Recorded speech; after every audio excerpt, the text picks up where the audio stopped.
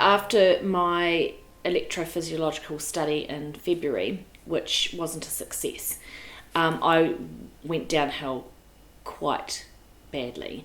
There was a lot of other things going on in our lives.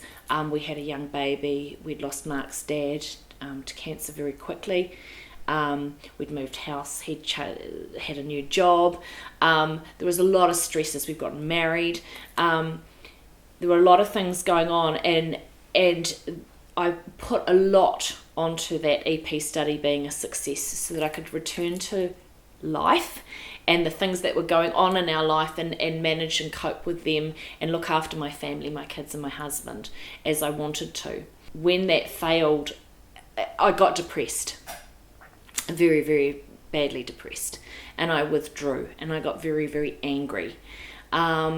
And that's what really initially made me pick up the phone and ring the Heart Foundation to find out whether there were any support groups, whether there were people that I could get in touch with to talk to in terms of their journey, into their experiences, what they had done to move forwards. I sought professional help via a psychologist just to help me process my feelings and things like that, which was very helpful.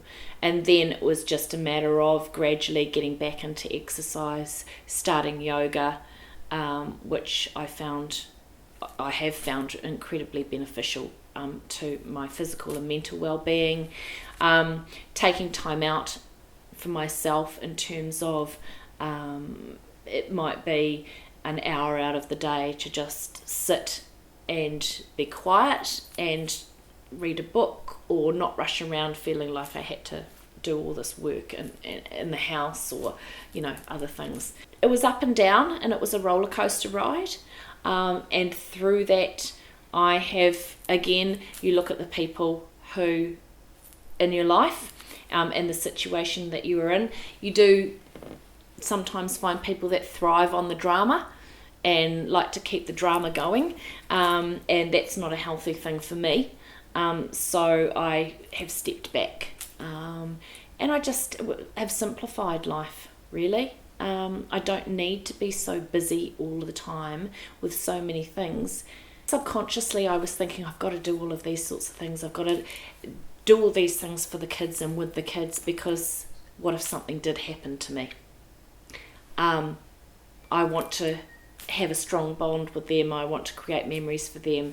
There are things in your mind that do mess with your head a bit, but you just gradually work through those. But getting help and not doing it on my own. It's okay to talk with friends and family, but they're not equipped to deal with certain mental and emotional issues that come with the trauma of having something like this. Going through the EP study was a pretty full-on experience.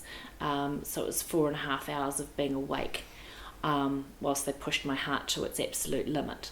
And then I went into arrest. It was about to go into arrest, so they had to stop. And you're awake hearing all of that going on, and you think, am I going to come out of this?